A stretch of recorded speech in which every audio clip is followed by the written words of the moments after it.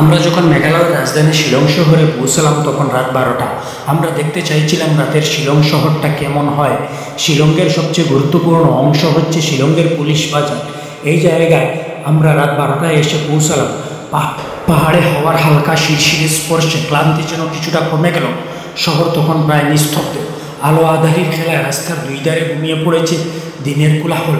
গাড়ির জানালা দিয়ে বাইরে তাকিয়ে মনে হচ্ছিল এই নগর যেন কোনো এক স্বপ্নের প্রান্তে এসে দাঁড়িয়ে আছে, যেখানে প্রকৃতি আর নিস্তব্ধতা একে অপরকে আলিঙ্গন করছে।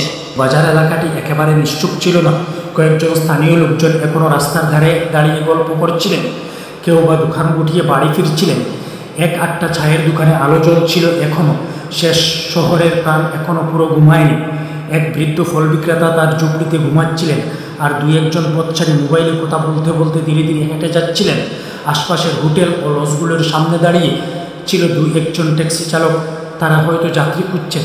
রাতের পুলিশ বাজার যেন দিনের ব্যস্ত মুখোশ খুলে এক শান্ত, রংহীন অথচ জীবনময় রূপে ধরা দিল, যেখানে প্রতিটি মানুষ, প্রতিটি ছায়া এক একটি গল্প বলছিল চুপি চুপি। রাস্তার পাশের দোকানগুলো যদিও সামান্য ছিল, কিন্তু এতে লোকজনের উপস্থিতি জানিয়ে দিচ্ছিল এই শহর ঘুমালেও তার প্রাণের কিছু অংশ জেগে থাকে, অপেক্ষায় থাকে নতুন সকাল কিংবা কিছু পথের ক্লান্ত যাত্রীদের উদ্দেশ্যে। এক অনন্য ধরনের তৃপ্তি দেয়। আমরা শিলং শহরের মেইন পথ ধরে হাঁটছিলাম। রাতের আধারে চাউমিনের দোকানের তাওয়ার টকটকে সবজি গন্ধ আর চায়ের কেটলির শাঁসা শব্দ যেন পুরো রাত্রিকালীন পুলিশ বাজারে নিঃশব্দে এক মৃদু জীবনরস ঢেলে দিচ্ছিল। এভাবে শিলং শহর রাত্রিকালীন দেখা শেষ হলে আমরা বেরিয়ে পড়লাম শিলংয়ের বাকি অংশ দেখতে।